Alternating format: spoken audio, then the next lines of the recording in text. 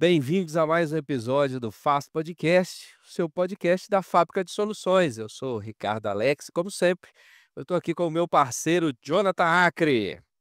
Fala pessoal, muito prazer estar aqui de volta com vocês para mais uma conversa, como meu amigo Ricardo diz. E hoje a gente vai continuar a nossa série, hein, pessoal? Nossa série sobre um tema que é crucial e tão importante para todas as áreas, tá? Afeta todos os setores, que é sobre os desperdícios. Exatamente, Jonathan. E o mais legal dessa série é que nós estamos trazendo especialistas de diversas áreas para mostrar como é que o conceito do desperdício se aplica em todos os lugares e não só na produção, como é mais comum, né? E hoje nós vamos mergulhar em uma área fundamental para qualquer empresa. Boa! Isso mesmo. Hoje o nosso convidado, pessoal, ele é um expert nesse tema que a gente está trazendo, tá? É um cara que conhece demais, e muitas vezes essa área, esse setor que a gente vai estar falando, ele não é tão visto como obrigatório, mas ele tem um impacto, assim, gigantesco em toda a eficiência e, claro, na eliminação de desperdícios, vai fazer toda a diferença, tá? É uma área chamada uma área, como muitos conhecem como uma área de logística, tá? Ele é especialista nessa área. Seja muito bem-vindo ao Faz Podcast, seu Johnny. É isso. Johnny Freitas, obrigado aí por aceitar o nosso convite, Johnny. E aqui nós podemos abrir, né, Jonathan? O Johnny é um amigo nosso, é um grande profissional, mas é um parceiro nosso. E aí, Johnny, obrigado por estar aqui com a gente.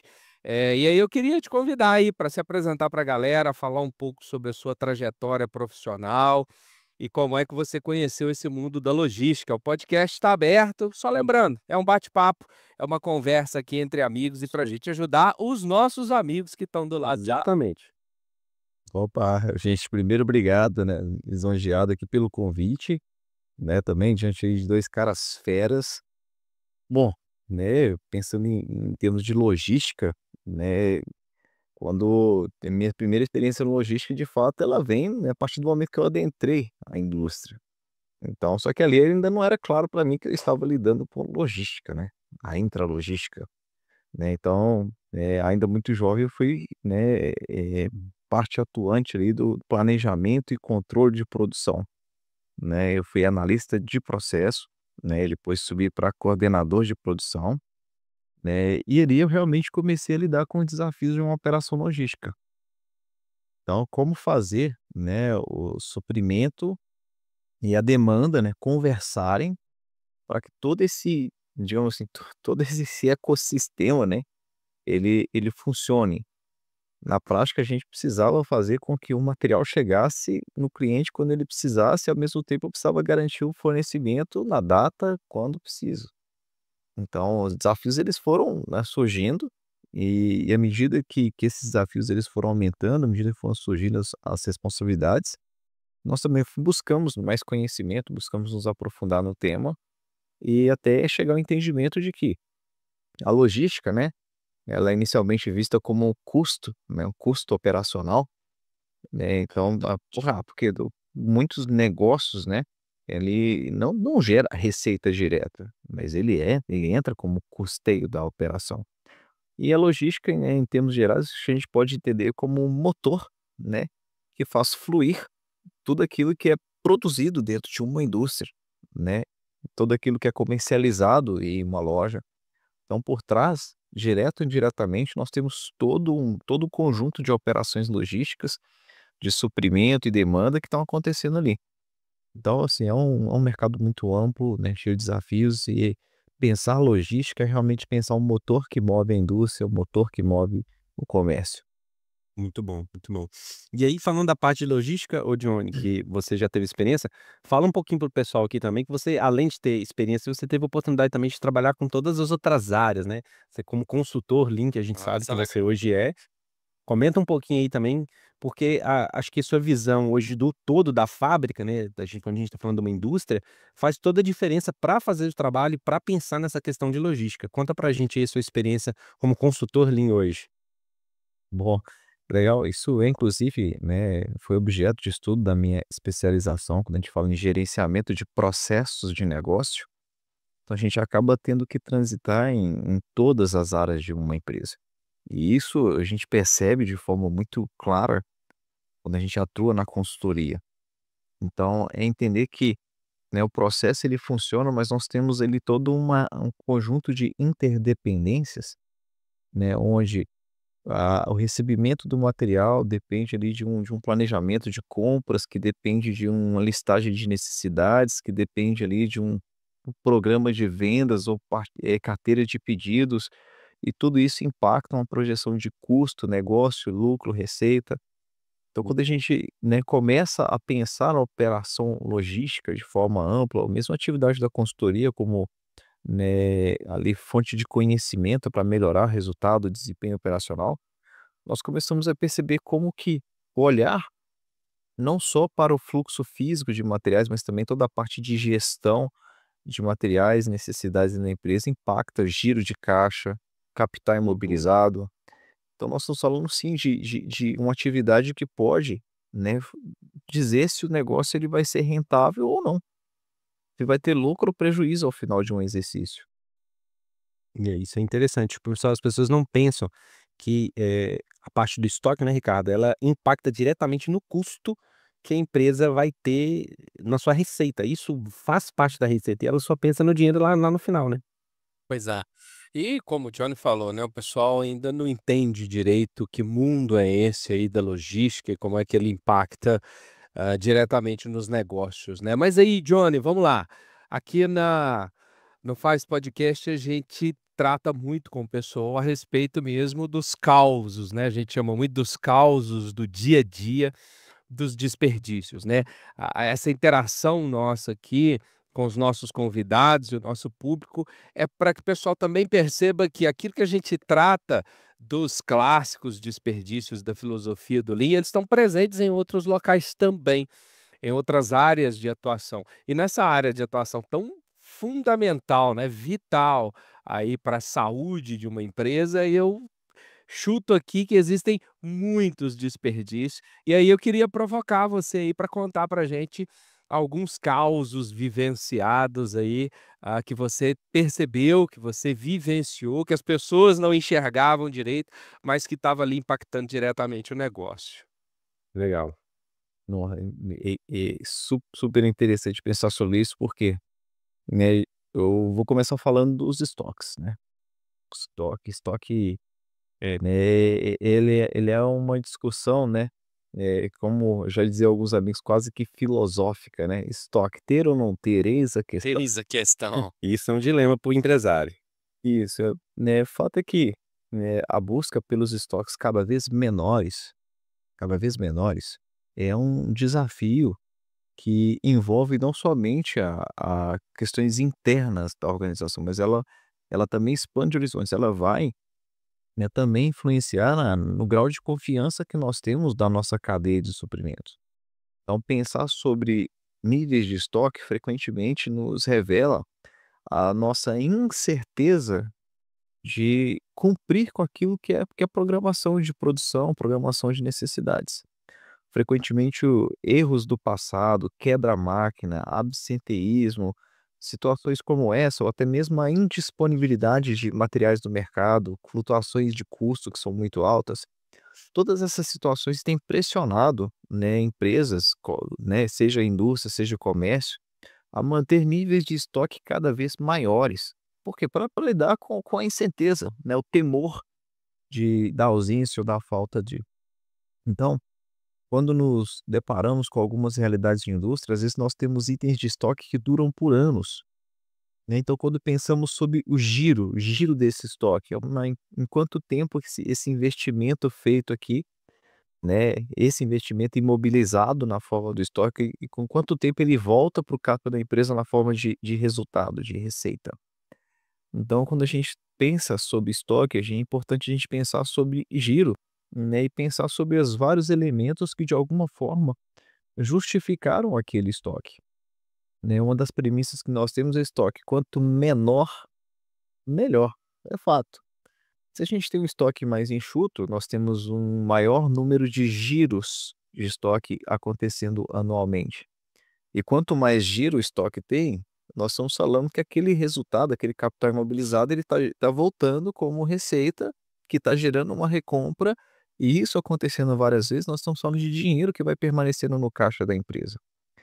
Né. Então, estoque, né, capital imobilizado, a gente fala que é preciso que haja um aporte de dinheiro muito grande para que a operação ela consiga produzir semanalmente ou mensalmente e mantenha o fluxo. Então, quando olhamos para o estoque, acho que um dos principais termômetros para a gente é realmente giro, caixa, fluxo de caixa, né. Olhando para esse cara, a gente vai, né, refletir sobre necessidades, demandas. Nós vamos ver também o grau de confiança que nós temos na nossa cadeia de suprimento. Nós vamos buscar alternativas para desenvolver novos fornecedores, fornecedores mais confiáveis que possam assegurar qualidade, entrega, custo. Eventualmente, até comprando de fornecedores que inicialmente, né, são menos vantajosos em termos de custo-benefício, mas para desenvolver esse fornecedor e que ele surja, né, como uma alternativa viável no curto, médio prazo. Então, né, essa estratégia, ela melhora, né, a nossa disponibilidade de mercado. É um dos parâmetros mais importantes para a gente é tentar diminuir os Uhum. nossos tempos de ressuprimento. E aí a gente consegue ir baixando gradualmente os níveis de estoque, né, paralelamente a gente vai buscar, né, melhorar nossa gestão de ativos, né, reduzindo o quebra-máquina, vai trabalhar junto com o RH, né, pessoas para tentar reduzir o turnover, absenteísmo. E quanto mais incerteza a gente vai combatendo, menor vai se tornando a necessidade de ter e manter aqueles estoques, né. É uma coisa que eu costumo dizer quase que como um mantra, é: quanto mais acessível um recurso é, quanto mais fácil de se obter, menor a necessidade de ter ou manter esse recurso em estoque, né. Então, às vezes eu me deparo com empresas mantendo níveis de estoque super altos de coisa que eles podem ir, sei lá, numa padaria perto ali e acessar esse Fácil recurso para comprar, né? com relativa facilidade. É. Ô Johnny, isso assim, já até aproveitando, né, desculpa te cortar, mas assim, pra pegar o ganho E a gente aqui, empolga se falar. não, mas, bom, né, ele vai seguindo, mas assim, é só para entender, eu ia justamente fazer essa provocação de você, tratando-se do nosso mercado, né, tudo que você disse, mas vamos pensar, na característica regional aí do nosso empresário mineiro, muito tradicional, tradicionalista às vezes, e que está muito apegado, né, a algumas coisas, assim. E eu queria te fazer uma pergunta, se você pegou algum caso, alguma empresa em que você se deparou com esse tradicionalismo em excesso, em que o empresário tinha um estoque ali completamente desnecessário, como você mesmo falou, né, dá para ir comprar na padaria, mas por conta dessa tradição bem mineira, o empresário decidiu guardar aquilo ali, se teve prejuízo ou não. É isso aí que eu queria provocar em você, algum caos aí. Aí tá, quando a gente na logística, né, é interessante, principalmente nas aplicações industriais, né, montagem, conjuntos, componentes, às vezes nós não podemos olhar para um item isoladamente. E frequentemente o empresário ele perde isso no radar, ele perde isso de vista, né. Como assim? Às vezes nós deparamos com um produto, né, que o empresário faz, de repente ele não consegue terminar esse produto, não consegue. Por quê? Porque está faltando alguma coisa. Só que quando a gente olha para os itens, né, que compõem a estrutura desse produto, existem ali alguns itens que a cobertura de estoque dura anos. O interessante é que, assim, eu não consigo É montar verdade. nada, não consigo montar, por quê? Porque tá faltando alguma coisa, mas em contrapartida tem vários outros itens que tem lá uma infinidade no meu estoque, né. E aí quando a gente realmente provoca o empresário para ele pensar sobre isso, ele fala: "Olha, né, tem item aqui que é difícil de obter, né, difícil de comprar, então ele tem temor de não ter quando precisar, então ele vai lá e compra um montão". Ou até mesmo a flutuação de valor, né, ô Johnny, pensando no Isso. nosso câmbio aqui, que a gente tem no Brasil, ele às vezes fica preocupado com isso, fala assim: "Meu Deus, deixa eu correr para comprar". Isso. Tem situações que o empresário ele fala assim: "Cara, isso aqui é mercado, né, o estoque para mim é o fator ganhador de pedido. Então eu sei que se eu tiver aqui em estoque eu ganho venda", né. E é difícil você realmente romper a barreira, porque existem ramos de negócio que isso é tido como uma verdade absoluta. Então o empresário às vezes ele vive naquilo, ele já tem uma empresa de muitos anos, né, e ele sempre lidou com aquele estoque daquele tamanho e aquilo deu certo para ele até então. E quando você chega e fala: "Pô, você pode trabalhar para reduzir o seu estoque", aquilo é visto para ele como algo absurdo, Quase uma ofensa. quase uma ofensa, né, você dizer que eu trabalhei até aqui, foi o meu estoque desse jeito e agora você diz: "Pô, a gente pode diminuir o estoque". Eles realmente entendem isso como algo bem difícil. É uma dor Então no sim, coração dele. né, já houve situações que a gente, né, mapeou estoque e o item durava anos. E empresário: "Pô, como que a gente vai fazer com isso agora?". A gente costuma analisar os estoques, fazendo ali uma categorização, né, curva ABC, necessidade, custo, disponibilidade, prazo de ressuprimento, desvio padrão, isso a gente analisa ali o estoque para a gente priorizar os itens. Às vezes nós temos empresas que têm lá mais de 6.000 itens de estoque, 2.000, então olhar para cada item é uma atividade extremamente complexa. Então a gente trabalha priorizando, né, seja pela importância do recurso, seja pelo custo, né, alguns vários parâmetros a gente vai adotar, e ali a gente começa esse análise item a item para definir o que que fica, o que que sai, o que que o estoque aumenta, o que que o estoque diminui, mas frequentemente a gente consegue constatar que reduz, reduz, a maioria acaba sempre reduzindo, porque a gente enxerga muita oportunidade. Então quando a gente vai conversar com o empresário mineiro, existe sim uma desconfiança, por quê? Para muitos segmentos de mercado aqui em Minas, a nossa disponibilidade de fornecedor é muito limitada. Nós temos aqui muito distribuidor, então o custo acaba subindo muito. Agora, a maioria dos empresários, eles vão buscar materiais em São Paulo, vão buscar materiais do sul do país, vão buscar material, do norte, enfim, ou até mesmo está importando de China. Então os grandes players, né, os grandes consumidores, eles acabam buscando, né, dessas outras fontes. Agora o pequeno, né, o microempresário, o empresário de pequeno porte, ele acaba realmente buscando desses materiais aqui, de distribuidores. Então sempre que ele encontra uma condição que ele entende como atrativa, seja para um lote econômico de compra, aproveitar frete, aproveitar câmbio, o empresário mineiro, né, olhando para todas essas limitações mercadológicas, ele acaba fazendo compras maiores, compra maior. Então, por que comprou tão a mais, né? Porque não, isso é oportunidade, oportunidade para economizar no frete, oportunidade para economizar no câmbio, oportunidade porque eu não sei se no mês que vem eu vou ter essa oferta desse produto aqui, né? E isso acaba criando uma necessidade cada vez maior por espaço, por infraestrutura de armazenagem, de movimentação, de transporte, mão de obra, software. E aí o ecossistema ele vai ficando muito robusto, Cada difícil vez de maior. controlar, né. É. E é um desafio grande, é bem legal. E aí, ô Johnny, aproveitando que você está contando sobre isso aí, né, falando sobre estoque, fala pra gente como é que é o desafio da parte de logística, que a gente está falando muito do estoque, né, que acaba que o estoque grande ou pequeno, essa variação que a gente está comentando, conta pra gente algum caso aí de uma empresa, sem mencionar nomes, é claro, mas talvez só o segmento, conta pra gente algum caso, alguma coisa específica com a parte mais de logística interna, ou até mesmo se você achar interessante alguma coisa que vá além. Fala pra gente aí um caso bem legal sobre isso aí. Pensando sobre alguns casos, né. Realmente os mais isso, realmente os mais emblemáticos, eles envolvem direto ou indiretamente os estoques, né. Quando a gente fala de logística, pensamos essencialmente sobre a gestão do fluxo de materiais. Então nós estamos falando né, levantamento das necessidades, nós estamos falando de receber, armazenar, né, nós estamos falando de transportar. Essas várias atividades que acontecem no contexto da logística, todas elas têm ali um conjunto de atributos que é muito próprio, muito específico delas. Então como assim? Pensando na intralogística, o receber. Já houve casos, né, de me deparar com empresa que estava com problema fiscal, né. Que problema fiscal?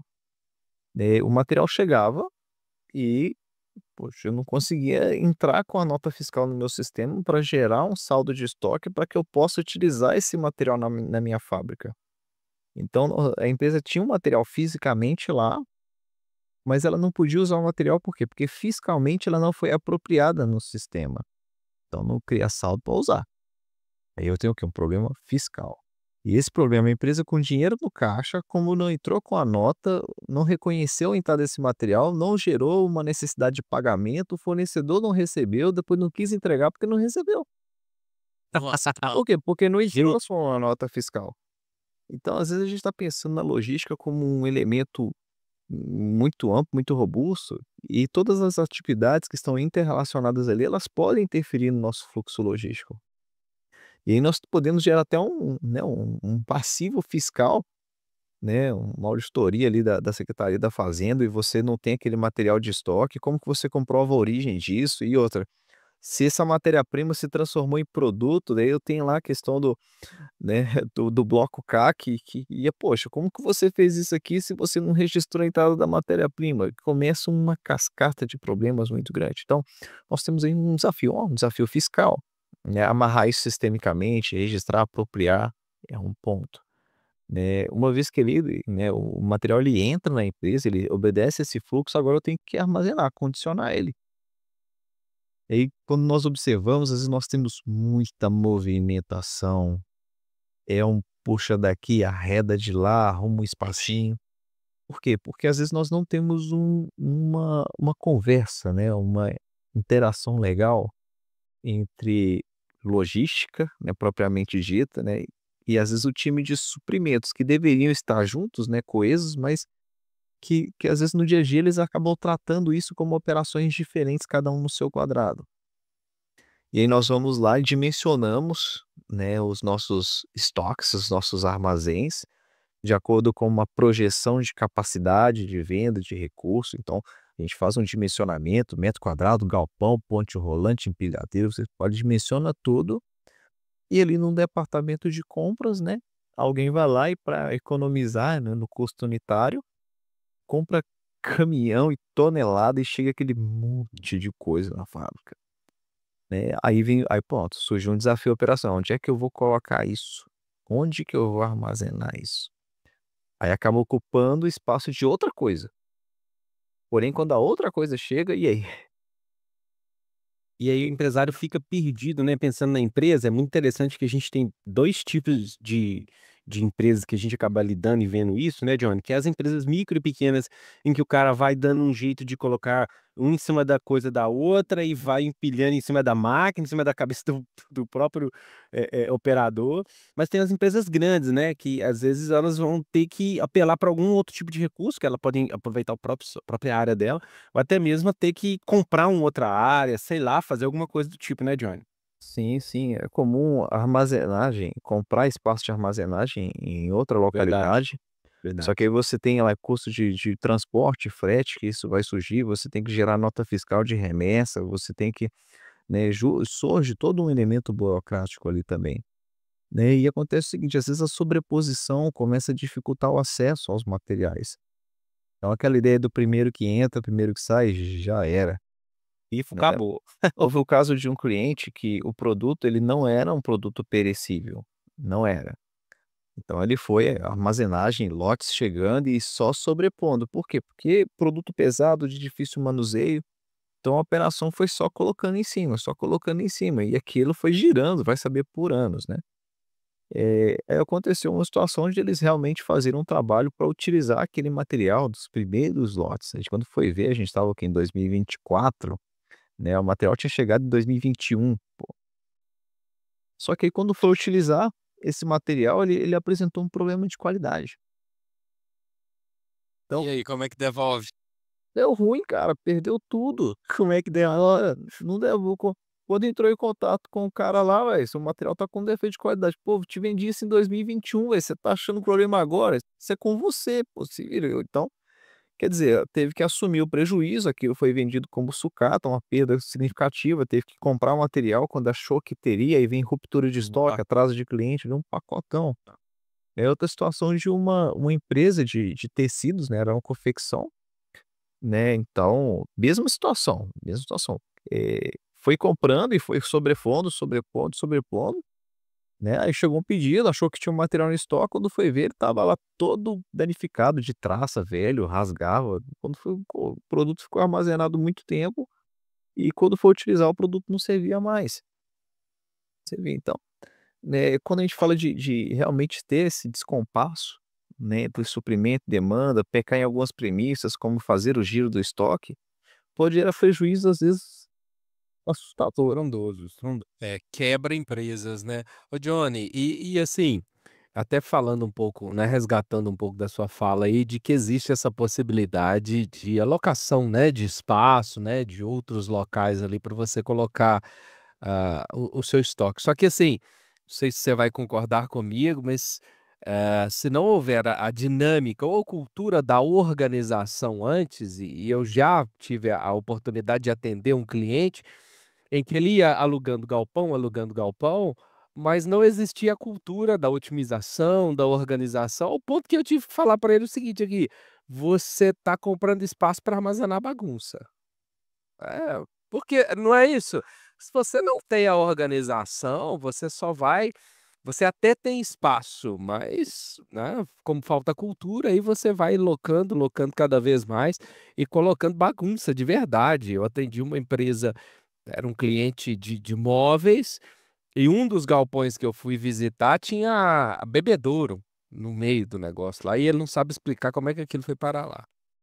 Cara, eu tenho foto aqui de almoxarifados, que ele era uma espécie de depósito alternativo do dono da empresa também. Então a gente tá falando, ele chegou lá em empresa de metalurgia, usinagem, aí tinha lá pneu, geladeira, fogão, tinha sobras de móveis, pedaços de fio, tinha tanta coisa e sobras de obra, né. Eu também fazia reforma, tinha tanta coisa lá que cara, quando houve a ação para melhorar o almoxarifado, saíram foram caçambas e caçambas de material residual, muita coisa foi jogada fora, muita coisa virou sucata, vendeu, outra coisa, né, conseguiu vender para alguns parceiros. Então acabou gerando ali uma receita não operacional até interessante, com o volume de bagunça que tinha lá. E a Vendeu empresa ela tanta estava sucata. com um problema, né, que ela falou assim: "Não tem espaço, não tem espaço". E quando foi ver o espaço ele surgiu, né, Parece. de um local que estava ali à disposição. Às vezes, pessoal, não é sobre ter mais espaço, é sobre melhorar o giro. Giro, às vezes consegue melhorar o giro e aquilo o espaço ele aparece. Naturalmente, a gente fala que, né, pensar logística é somente pensar no fluxo, mas um fluxo sob uma perspectiva de qualidade, né, sob perspectiva de custo, óbvio, né, e sob perspectiva de tempo. É o tempo, qualidade e custo, tipo, são 3 pilares básicos: tempo, qualidade e custo. Então eu vou contratar um transporte, eu vou armazenar, eu vou ter tempo, qualidade e custo. E aí quando eu penso nessas premissas, tempo, qualidade e custo, eu também vou olhar para as funções básicas da logística, que é o quê? Suprimento, transporte e armazenagem. A logística ela vai trabalhar isso, ela suprimenta as necessidades, né, necessidades que eu tenho, envolve todo o planejamento, controle, produção, né, eh, o transporte propriamente dito e como que eu vou armazenar isso dentro de casa. O armazenamento ele é visto como custo. Custo, eu preciso de espaço, eu preciso de mão de obra, eu preciso às vezes de ponte rolante, empilhadeira, paleteira, então minha estrutura de transporte e manuseio interno de materiais às vezes é muito cara. O quanto custa uma empilhadeira, quanto custa uma ponte Nossa. rolante, imagina isso. É. E aí, né, Johnny, pensando em custo, tipo, você tá falando aí, é interessante pensar que quando eu tô falando desses custos, eu tô falando de ter que ter mais mão de obra, a gente chama de headcount, né, mais pessoas trabalhando para fazer a movimentação dessas cargas na ponte rolante, na empilhadeira, na forma que for necessário, né. E pensando em causa, né, pensando nas situações que a gente pode ter, tem empresas que não percebem essa necessidade. Acho que teve uma vez que você fez um trabalho que você estava até mapeando os itens de uma empresa, e era tanto item, tantos subconjuntos e part numbers que a empresa tinha, que fazer a movimentação disso exigia uma grande engenharia, mesmo assim, um grande pensamento para conseguir fazer isso, não é? Isso mesmo, né, então e acontece tanto na grande empresa quanto na pequena empresa. Então primeiro é realmente tentar demonstrar o tamanho do impacto disso na operação. Então por sorte, né, a empresa ela tinha indicadores que nos permitiram enxergar isso de forma muito clara. Então nós primeiro delimitamos o escopo, né. nós buscamos olhar para as paradas da operação Fabril com causa relacionada à falta de abastecimento interno. Ficou grande o nome, né? O impacto. É nome grande, mas é o Sim, impacto. né, a gente precisava ter um objetivo focal. Então a gente estava olhando o seguinte, eu queria saber o que que a gente tinha de interrupção da operação, quando a gente tinha o material dentro de casa, olha só, o nosso material ele já estava lá, o material já estava no nosso estoque.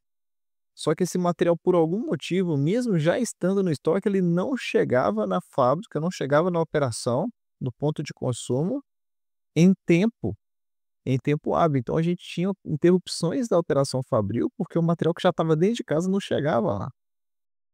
Então a gente começa a olhar para essas necessidades. Então é mapear a rota, né, verificar os tempos, ciclos, olhando para a fábrica, né, os nossos kanbans, os nossos contenedores, dimensionar tudo direitinho, né, e nós conseguimos, né, o time da empresa é um time talentosíssimo, né, nós utilizamos também de simulação de processo, nós utilizamos de várias medições em campo, para que a gente conseguisse achar ali valores ideais para reduzir essas paradas.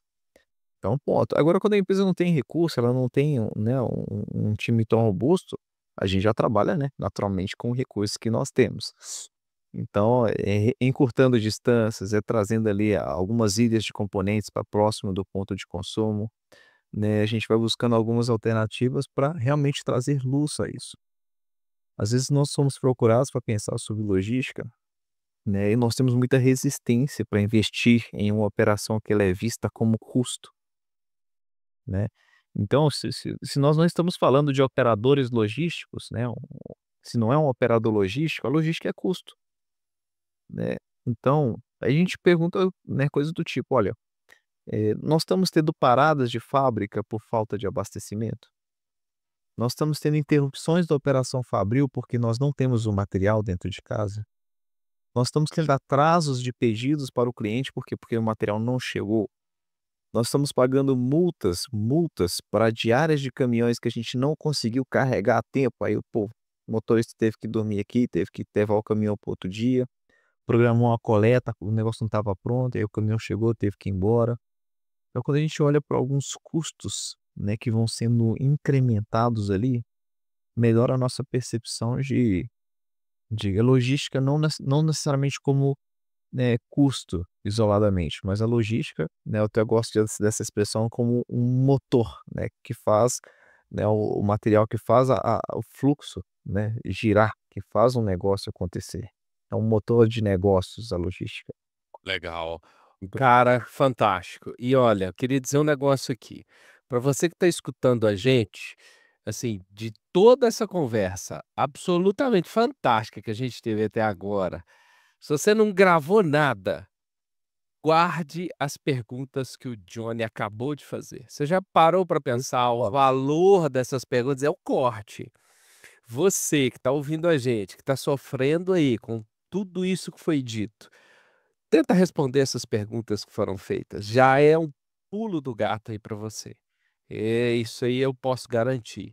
E aí, assim, se for deixar 3 grandes faladores, 3 grandes apaixonados aqui pelo tema, nós vamos passar horas e horas aqui, aí, né, não tem jeito, infelizmente. Não é, mas Johnny, cara, que conversa extraordinária, de verdade. Eu acho que já fica o convite aqui para um second round, aqui, uma segunda conversa, Isso aqui porque o se isso tema é aqui rico. tomando um cafezinho, meu amigo, pô, Eu perdi pra onde você vai. Mas realmente, Johnny, foi uma conversa incrível. Obrigado por compartilhar com a gente aqui essa experiência, abrir os nossos olhos para tantas perspectivas. Como eu disse, pessoal, volta um pouquinho, essas perguntas que foram feitas aí, isso é ouro, ouro líquido. Jonathan, o que que você achou dessa nossa conversa? foi muito, muito legal, muito top mesmo. Ô Johnny, é muitas informações, né, é rico demais as informações que você trouxe pra gente, consegue, auxiliar e fazer o empresário, acho que não só o empresário, como qualquer, analista de processo, supervisor que estiver na área vivenciando isso, é importante ele prestar atenção, acho que nessas dicas que o Johnny deu aí no final. Ô Johnny, eu vou fazer uma pergunta aqui meio desafiadora, que se for necessário a gente até mexe depois. cara, você tem alguma literatura, alguma coisa que você indica, Boa. até filme, que se você quiser indicar, desse contexto ou não, fica à vontade aí para fazer alguma indicação pra gente, eu acho que é sempre interessante. Perguntar isso pro cara que gosta de ler, praca, então Sintetiza aí. tem várias, mas eu acho que algumas leituras que foram bem legais, e aí não me refiro apenas à logística, né, propriamente dita.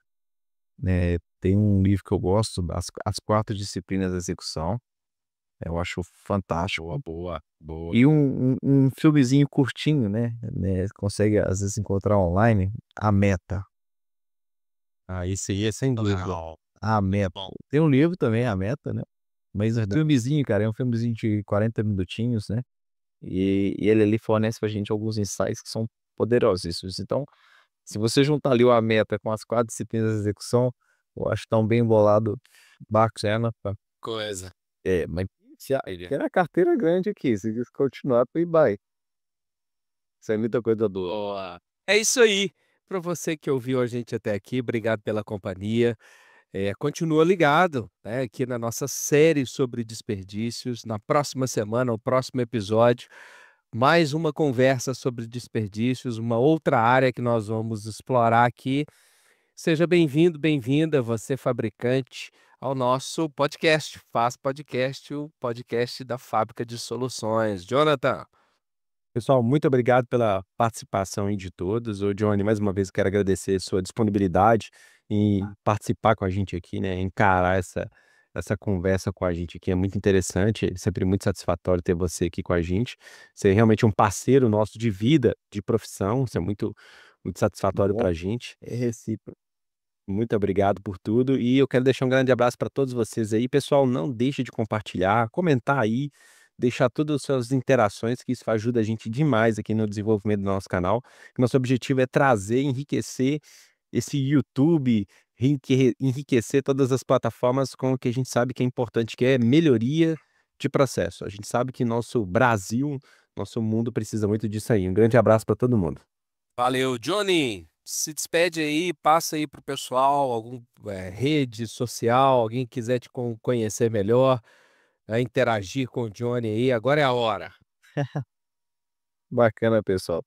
Bom, obrigado pelo convite, obrigado pela oportunidade, por esse espaço, né, pra gente falar um pouquinho sobre esse assunto que eu gosto muito, né, e até as pegadas, assim, professorzão mesmo. Quando a gente é convidado a falar ou explicar, a gente acaba gastando algum tempinho, né. Vocês podem achar o Johnny Alves de Freitas no LinkedIn, né, pode encontrar, de lá a gente consegue também outras redes sociais, né. Tô sempre aberto às novas conexões e, cara, se precisou, a gente tá aí, a gente bate papo, a gente traz sugestões, oportunidades, conte comigo. Valeu, valeu. Faz Podcast, o podcast da Fábrica de Soluções. Obrigado, bom dia, boa tarde, boa noite. Aquele triplo C, né? Curte, comente, compartilha e vamos seguindo aí. Aquele abraço, pessoal, até o próximo episódio da Fábrica de Soluções. Até mais, pessoal.